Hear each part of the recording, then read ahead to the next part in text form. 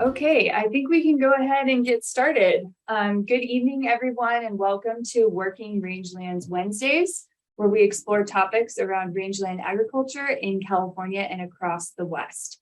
This is the third webinar of our second series, Managing Drought in 2022.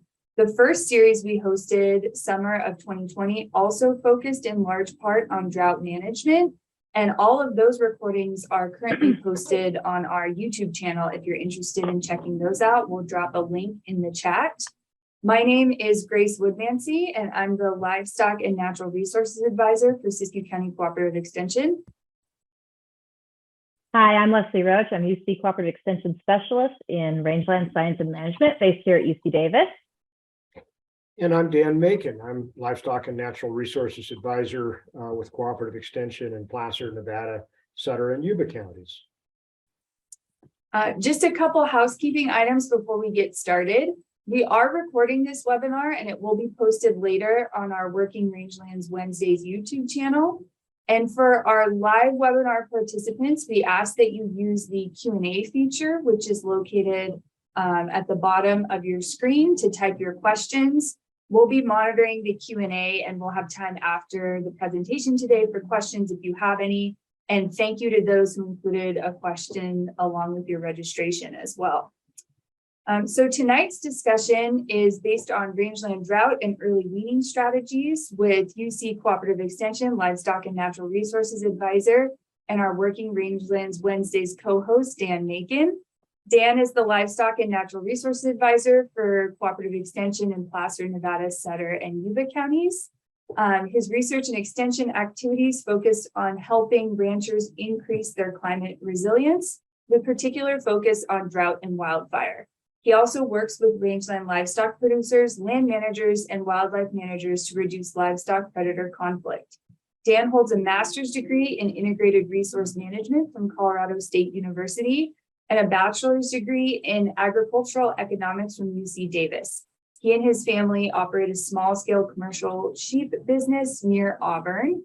And with that, I'll turn it over to you, Dan. All right, thank you, Grace, and thank you everybody for joining us tonight. I'm going to share my screen here, and hopefully we'll have this set up and working. Can everybody see it in presentation mode here? Is that looking okay? Looks good. Great. Well, thank you, Grace, for the introduction, and thank you all for joining us tonight. I want to start by, see if I can make this advance here, actually, is how I want to start with just a quick overview and really define drought. If you had joined us 2 weeks ago, Grace walked through this a little bit, and I want to dig a little deeper into the various types of drought that we experience on rangeland here in California. And then talk a little bit about early weaning and why it's different for fall calving operations on annual rangeland, and talk about why that system is unique in North American range livestock production systems. And then we'll talk about a research project that we wrapped up at the Sierra Foothill Research and Extension Center, really evaluating early weaning and fall calving cattle.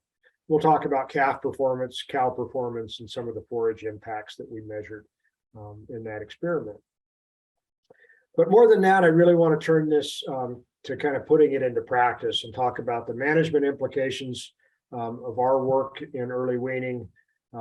Talk about some tools for walking through the economic impacts of weaning calves early, and then provide some information for thinking about your critical dates. When do you pull the trigger on some of these strategies, and how do you figure that out? So to define drought, and this is taken from Grace's presentation 2 weeks ago, drought is really the interaction of a lack of precipitation and soil moisture deficit, potentially escalated by high temperatures and or increased evapotranspiration. So what does all that mean? If you think back to this winter that just concluded, we had extremely dry and warm temperatures for the season from January through March. And that lack of precipitation was made worse by the fact that much of our rangeland vegetation came out of dormancy early, and we had increased evapotranspiration. So thinking about kind of seasonal drought, we've experienced all of these in the last several years, and really thinking about the drivers of each of these types of seasonal drought, I think is important in terms of developing strategies for coping with them. Fall drought is really driven by a lack of fall precipitation. So we don't get those rains in October or even November. Winter drought can be driven by low temperatures, both in terms of soil and ambient air temperature, a short photo period as we get shorter days, lack of precipitation. And really, to some extent, this occurs most years. We get into a point where even if we've had germination, in most years on our annual rangelands, there's a point during the winter where we're not growing much forage. Spring drought is really driven by both a lack of precipitation and warmer temperatures. And then, of course, summer drought is a little different in our system in that it's really driven by a lack of winter snowpack or other water storage. So our summer droughts, on our annual rangeland, we're always warm and dry. But summer droughts where we don't have irrigation water available to us are a different issue entirely. So the impacts from each of those types of drought in terms of range livestock production, in the fall, the impacts are a delayed germination, which leads to a fall or winter forage deficit. And when I talk about a forage deficit, I'm really focused both on the quantity of the forage available to us and on quality. So nutritional value and palatability are part of that impact as well. And then many times we see a lack of stock water where we don't get those fall rains. Winter drought impacts us with a winter or early spring forage deficit where we don't get growth in the late winter into spring. And again, that's both a quality and quantity issue. And as we saw this last year, we can have a pretty severe lack of stock water in those winter drought situations. Spring drought is a bit unique in that we see early leaf out in our oaks, on our oak woodlands. We see increased evapotranspiration and a resulting decrease in soil moisture. We went out and dug in our annual rangelands this last March and really saw soil moisture conditions that look more like May, which is pretty scary. It can also lead to early forage maturity. So we saw forage starting to head out earlier than normal. And it can lead to a lack of stock water and potentially, if it's an extended deficit, can lead to a lack of fall forage depending on how we're stocked. Summer drought obviously leads to a reduction in irrigation water, which impacts irrigated pasture, may impact mountain forage production as well, and can create a lack of stock water. So just to run through some examples of these, probably the most difficult year in my experience in raising livestock was that fall of 2013 into the winter of 2014, where we didn't have any precipitation from November through the end of January. Winter drought for me was really exemplified by this last winter. That January through March period was the driest that we'd ever experienced here in the Placer County foothills. I think just about an inch of rain in that 3-month span. Spring drought, while we had some of that this year, really last year was a more severe spring drought where we didn't get any rains really after the last part of March. And so that combined with warmer temperatures led to depletion in our soil moisture. And then certainly 2015 and to some degree on the west side of the Sacramento Valley this year, we're seeing the impacts of that summer drought where we don't have irrigated pasture or irrigation water available to us. So again, to reiterate something that Grace really emphasized 2 weeks ago, as we think about drought strategies in the context of these different types of drought, one of the things that we need to think about is how our proactive strategies, or those that we implement before a drought happens, can be paired with our reactive strategies, those things that we implement during a drought. And this next table is taken out of the drought decision support tool that Grace referenced 2 weeks ago. Our drought strategies are really focused on how we maintain flexibility in our forage supply, which would be our carrying capacity, and how we maintain flexibility in our forage demand or our stocking rates. And so what we're suggesting here is that these proactive strategies lead us to specific reactive strategies that fit with the actions we take before drought. So for example, if we've set our stocking rate conservatively with the idea that we're going to have droughts occasionally, then we might want to think about supplemental feeding, about hauling stock water if we're out of stock water to be able to access feed that we saved. In that case, we might want to think about culling some of our older cows. Conversely, if we are thinking about, as a proactive strategy, always keeping in the back of our mind the animals that we would sell during drought, we may want to consider weaning early as part of that strategy. So that may be one way to reduce our stocking rate and really put our forage demand and supply back into balance. When we think about early weaning and fall calving operations, I think it's really unique in North America.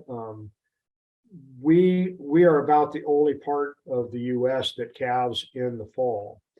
And so we can reduce our forage demand during drought by removing those calves and ending lactation, which saves forage, which may improve our cows' reproductive success in the following year. And I'll talk about what that means in terms of body condition scores and nutritional intake.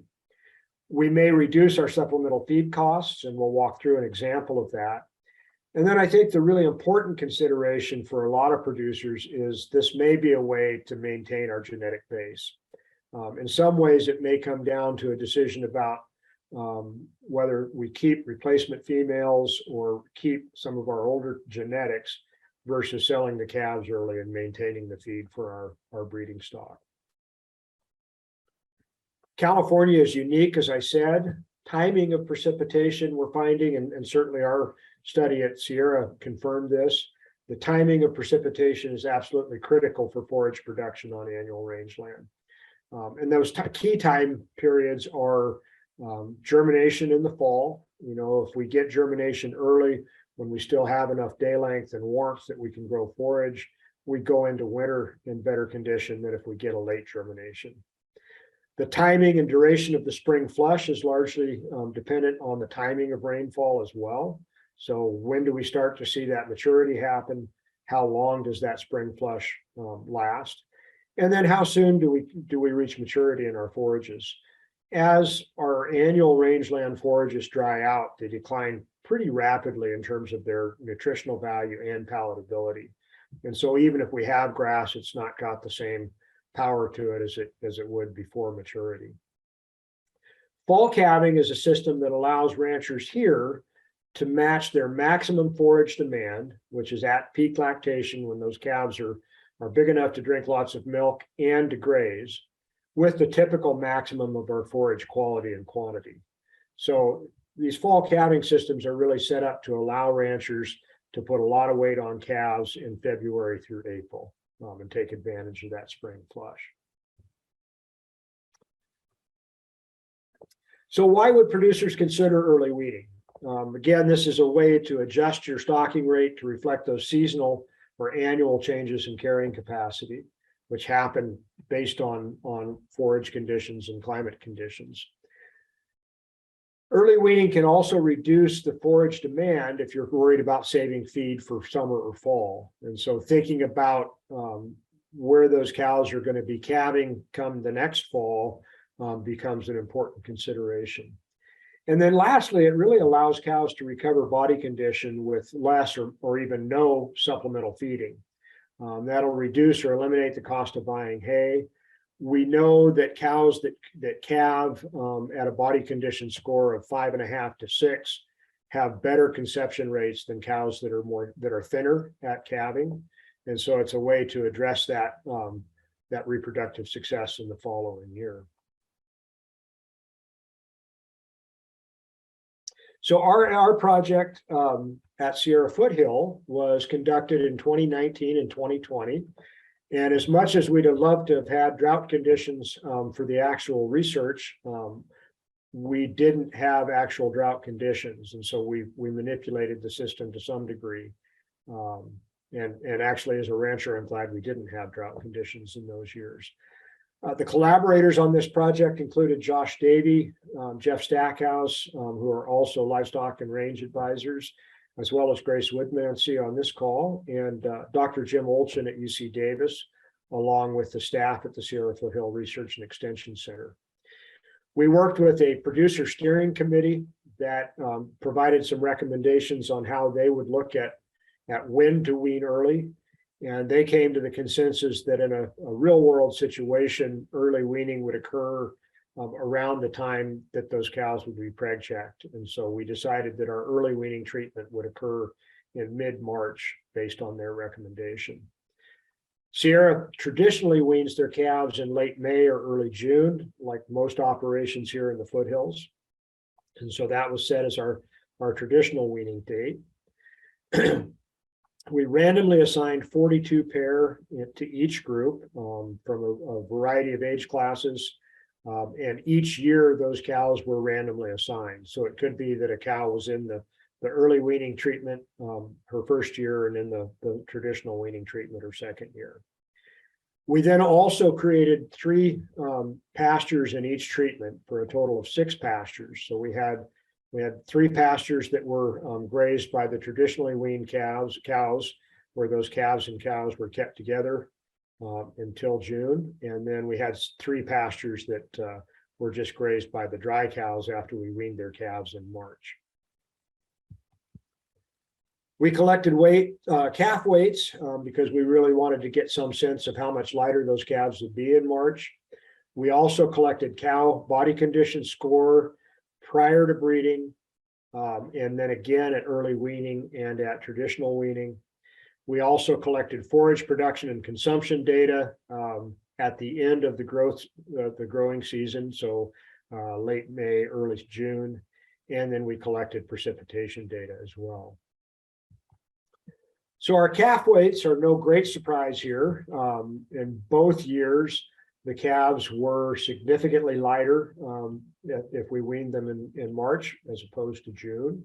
What I think is interesting in this information is that we weighed those early weaned calves again at the end of May or early June. So we were able to look at how those early weaned calves performed post-weaning and look at the differences between the calves that stayed on their mothers through the whole springtime.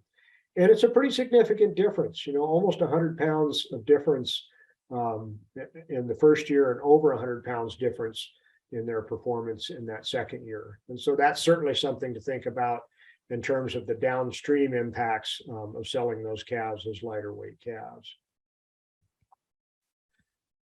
And obviously from a revenue standpoint, lighter calves means lower revenue. So that's part of the economic impact of doing this.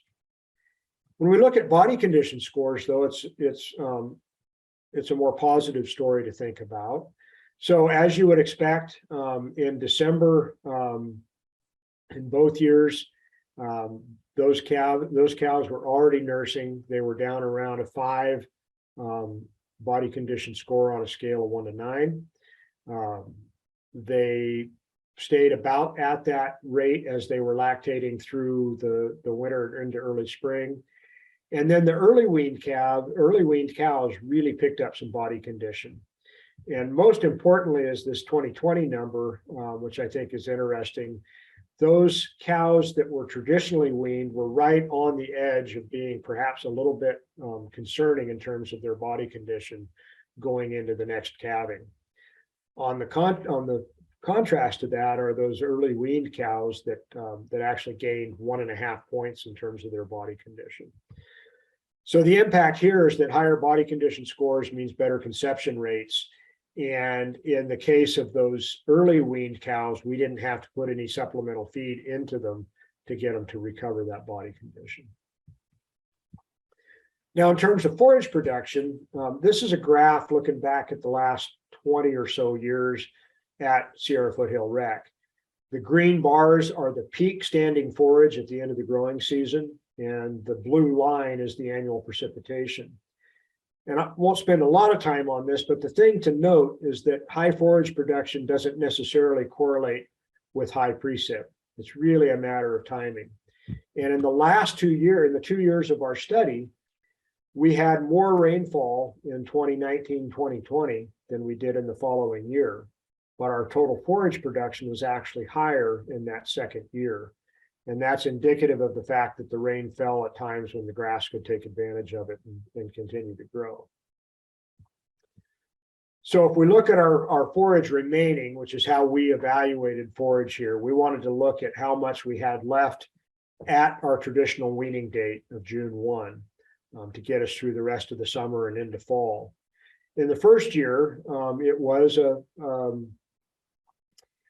there was some benefit from it. So on our traditional wean pastures in 2019, we had 1,100 pounds of forage. And in our early weaning pastures on that same date, we had over 300 pounds more forage per acre. But in 2020, as you'll note, we were almost identical in our early wean and our traditional wean pastures, which seems very counterintuitive to me, until we think about the kind of rainfall patterns that we experienced in 2020. And it was a relatively dry late winter followed by a relatively wet spring. And so I suspect that the forage that we had grazed in both treatments regrew fairly rapidly with warm temperatures and adequate moisture after that May 20th weaning date. So I think the takeaway here is that some years early weaning may not result in forage savings, and it really depends on the timing and quantity of spring precipitation. And one of the real challenges in our rangeland systems and annual rangelands is predicting what forage production is going to look like at the end of the year. This year is a great example of that. As Leslie and Grace will attest, I was really depressed at the middle of March about what we were going to have to do in our sheep operation. And by the end of May, we had more feed than we knew what to do with. And I think that's the real challenge in these types of strategies. So turning to our management implications, early weaned calves remained lighter at traditional weaning dates. Now, these were not true drought conditions, as I said. So one of the questions that I think is important to explore further is, would those traditionally weaned calves continued to grow as well if we didn't have the forage production? If we were in a true drought, what would be the impact on those later weaned calves? I think the other issue that we saw in some degree was that there are other performance issues associated with early weaning, and we'll talk about those in just a bit. Cow body condition score recovery was what we expected to see, and I think that is an important consideration when thinking about the next year's calf crop. The bottom line is that forage production is really difficult to predict on annual rangelands. And so our 2022 example was indicative of the complexity of these systems. We had early germination and pretty good fall growth in 2021. We had virtually no grass growth January through March. Lots of things matured early, and then we got spring rains and we got lots of late growth. So in terms of forecasting the future, I think there's some kind of low-tech tools that we can use to kind of get a better snapshot as to where we are and what the immediate future forage production might look like in any given year. One of the things I think is important to do is to assess soil moisture during that late winter, early spring growing season. See where we are in terms of soil moisture. And there's some great information from NRCS about assessing soil moisture simply by feel. We also need to look at those mid and long range forecasts. They're starting to get more reliable, but be thinking about, if the soil's dry and there's no rain in the 14-day forecast, what does that mean? And then lastly, a dry soil and a dry forecast in that March-April timeframe probably means we should think about weaning early. We are going to hear more about forecasting from Leslie come September. The last webinar in this series is going to really focus on some new frontiers in forecasting on the annual rangelands, which I'm excited about. But looking at the economics, the key question for a rancher is really, what does this do to my bottom line? Does early weaning reduce my hay demand enough to offset the loss in calf revenue? And so the way that we do that is through these partial budgets. And I'll walk through a really quick, simple example here. We looked at a 75 cow operation, which would typically have 44 steer calves and 29 heifers that they'd be marketing on a typical year. In a normal weaning situation, based on what we observed in our research, the steers would weigh 600 pounds, the heifers would be slightly lighter. In an early weaning scenario, we'd be off of those weights by 150 to 200 pounds, roughly. The revenue per head, obviously the per pound price is a little lower for the heavier calves, but the per head value is fairly significantly higher. And so the total income in a normal weaning environment would be about $62,000. And if we weaned those calves at those weights in March, our revenue would only be $50,000. And so early weaning is going to cost the business about $11,000, almost $11,400. But then if we look at the hay, we need to think about how much hay we'd have to feed if we wanted to provide half of the dietary intake for those cow-calf pairs in the fall. So let's say we left the calves on through late May. We realized at that point we were out of fall feed, and that once we started calving, we were going to have to supplemental feed. We estimated that would be about 38 tons. And when we initially looked at that, that was $350 a ton delivered, maybe a bit higher than that right now. And so the cost of buying that hay is $13,300. So if we eliminate that cost by weaning the calves early, we have lower income, but we don't spend that $13,000. And so the total theoretical savings from early weaning in this example would be almost $2,000. This is something that you can always ask your local advisor to help you walk through. These kinds of partial budgets are really helpful for considering a variety of different scenarios. And I think it's also really important to think about the intangible costs in this case as well. So lastly, we'll wrap up here with a discussion of kind of the pulling the trigger idea, the fact that we need to set some critical dates for making these decisions. And this is something that Grace talked about 2 weeks ago as well, about making these decisions objectively and in a kind of a systematic way helps to remove the emotion of what can be a pretty stressful time. So if we go back to those impacts that we discussed early on in terms of the different types of drought, and think about what that does in our fall calving scenarios. In a fall drought, we can really focus on using forage that we saved from the previous growing season by providing supplemental protein so that the cattle can use that dry forage, by developing or even hauling stock water. And that's really a time to think about selling some of those older or problem cows. In our sheep business, we call that a behavioral call. A ewe that doesn't quite behave like we want her to, that's a good time to get rid of her.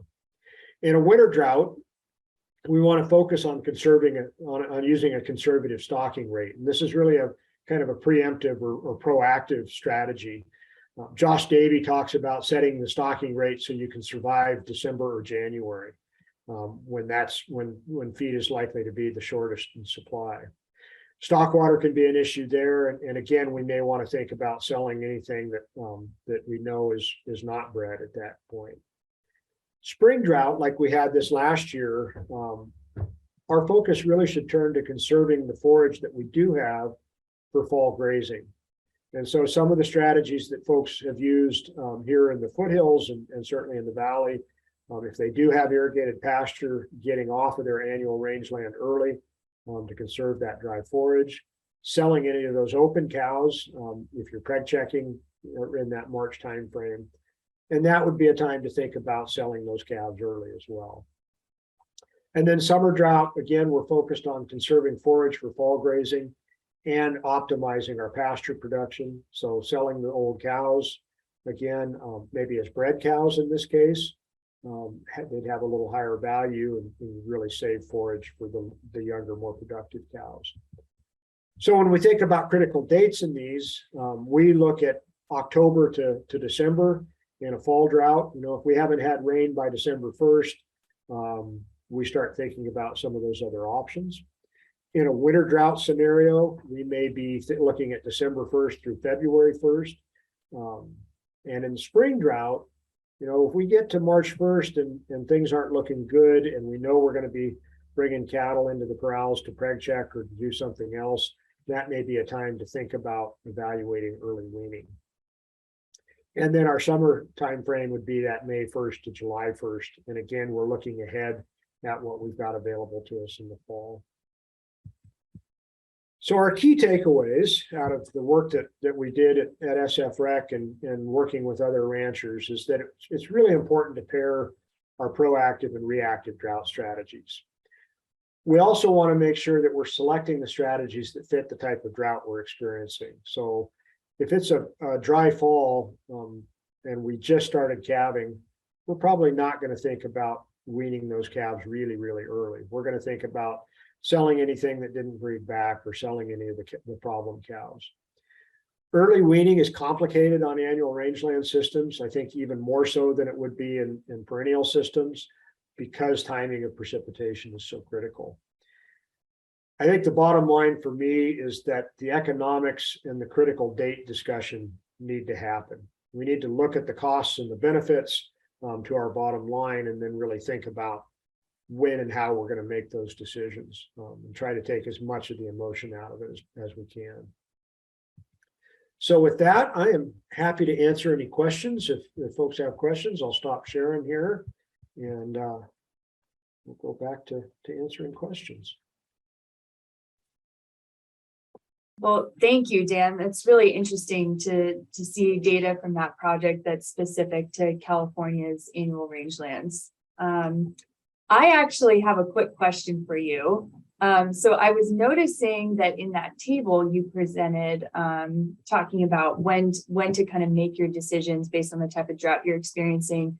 You mentioned stocking your ranch to survive December and January. Can you expand on that a little bit and tell us what that might actually look like?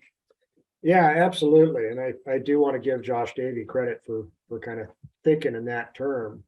You know, I think if we look at an annual forage calendar or forage system, one of the things we need to think about in determining our stocking rate, both is how we're going to take advantage of the highest carrying capacity, but probably more importantly in terms of our bottom line is how we're going to get through that time of year when we're most likely to have the least amount of forage. And so I think part of the strategy that we've used in our sheep operation and that I think a lot of folks use in their cattle operations is trying to find that edge. We want to go right up to the edge where in a really, really bad year, we might consider feeding, but in most years, we're not going to have to get through that December, January period when the forage isn't growing. And then to figure out how to flex our stocking rate on either side of that. So one of the ways we flex our stocking rate is by looking at when peak lactation is going to occur, because that's also our peak forage demand. One of the other ways we can flex our stocking rate is thinking about stocker cattle or keeping more replacements in a really good fall with the idea that we'll be able to get through that short period in December and January. Does that make sense?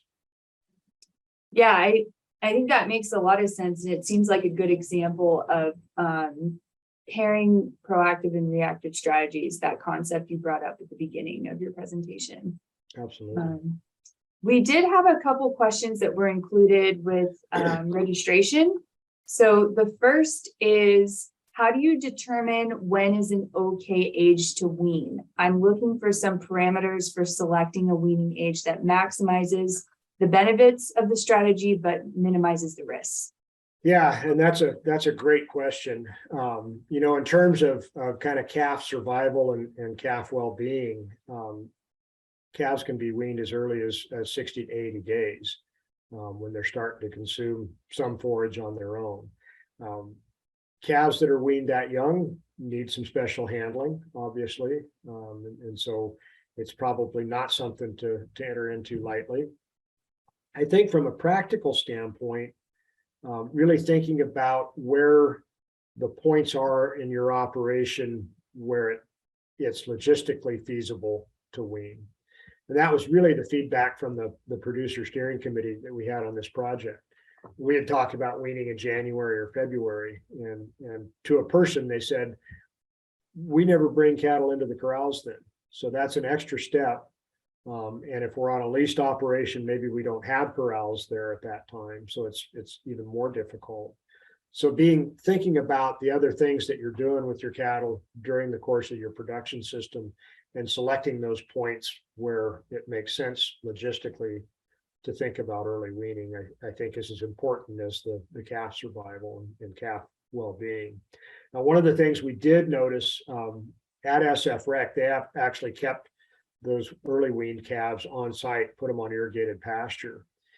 And probably a combination of those calves' immune system and the fact that they were in rapidly growing tall forage meant that the SFREC crew doctored lots of eyes in the early weaned calves and virtually none on the annual rangeland. And so I think that's something to think about as well. You know, where are those calves going downstream?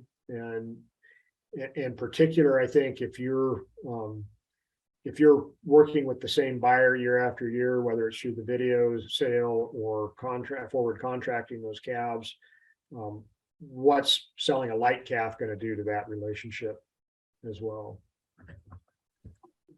Yeah, that makes a lot of sense. Just a quick reminder for all of our live participants, if you have any questions, please feel free to use the Q&A pod at the bottom of your screen. We do have one other question that was submitted with registration that kind of builds on that point you just made, Dan. Are there other ramifications of weaning early? You mentioned one health issue, but are there others that people should keep in mind for either the calves or the cows? I think there are. Yeah, you know, I think it's more and more common now for people to use weaning as a tool for kind of preparing calves for the next stage of production. So making sure that they're vaccinated, making sure that that they're adjusting to life without mom, you know, kind of that 45-day post-weaning period where they're making sure their immune system's in good shape and that they're ready to go on to a stalker phase or what have you. And so I think the scenario where we're early weaning, we're not going to do that, right? The idea behind early weaning is to get those mouths gone, get them off the ranch. And so that takes probably a different skill set in terms of the buyer's skills to take those calves that are going on a truck the day that they're being weaned and make sure that they're managed well from a health standpoint, from a performance standpoint. That may not be just simply going to the normal stocker operation. It may be going to somebody that can watch them a little more closely. So there's always those downstream implications of everything we do. Yeah, for sure. Leslie, did we have any questions pop up? I have some that popped up in my head. Okay, perfect. Dan, I was curious. It was really neat to see all this because, you know, we've talked about it. I've heard little bits and pieces, but I haven't seen the whole study. You mentioned during the study period that you saw some regrowth during that late spring. Were you all tracking? So what were the species that were regrowing? I'm curious about what the composition was and potentially the quality of that forage. Yeah, I need to dive into that a little bit more. We were collecting information on kind of species richness and forbs versus grass and bare ground in both in the grazed and the ungrazed plots. And I should say we collected, we clipped forage at 15 sites in each pasture, paired sites. So we clipped forage that was ungrazed and then forage that was grazed. I suspect that we had more forbs, and thinking about the data, we had more forbs in the grazed than we had in the ungrazed. And so I would suspect also that depending on the types of forbs, the species of forbs that we had, they may have been better equipped to take advantage of that later rain, particularly with less competition in the graze sites and less overstory than we had where it was just peak production. But I need to dig into that a little bit more.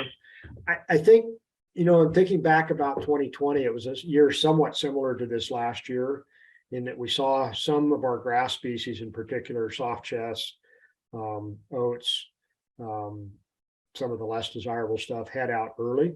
And I think where that got grazed, there was some regrowth in those early maturing varieties that didn't happen in the ungrazed portions of the pastures. But it's a complicated picture. Yeah, I was a little curious because that's in general, that area is a heavily Medusa head invaded area. And typically when we have those later spring rains, Medusa head can, you know, that's pretty flexible and can bounce back. So I was curious if you'd seen Medusa head in particular take advantage in the grazed versus ungrazed. I have to go back and look at that. We did note the number of invasives as well. And as you know, we've got not only Medusa head there, but we've got star thistle. We counted Italian and milk thistle as invasives for these purposes. And then we also had barbed goat grass. I have to say goat grass too. Goat grass can really take advantage of those late rains as well. Okay, thanks. Yeah. Well, shoot, we've almost reached our allotted time. I talk too much. No, I call that perfect time. Yeah, give yourself some credit. Well, without seeing any other questions, I think we'll leave it there for this evening. Thank you so much, Dan. It was great to hear more about your research, and thank you for answering all those questions. This concludes our third session of the 2022 Working Rangelands Wednesdays Drought Series. Thank you to everyone who joined us live, and thank you again to Dan for presenting. And to Leslie for co-hosting. And we will be sending out a brief survey to get your feedback on the webinar. If you wouldn't mind filling it out, it'll just take a couple minutes of your time, and we'd really appreciate your response. So our next webinar will be 2 weeks from today on August 10th at 6 p.m. And we'll focus on more ranch tested drought strategies. So we'll have Jeff Stackhouse with UC Cooperative Extension in Humboldt and Del Norte counties, and also Josh Davey in Tehama, Glenn, and Colusa counties talking about culling versus feeding. So that should be a really great one to tune into. And of course, if you have specific questions you'd like to submit about any of the topics we're covering in the series, please feel free to email us, and we'll drop the emails in the chat just so you have them. And with that, we'll look forward to seeing you all on the 10th. So have a great evening, everyone. And thank you again for joining us.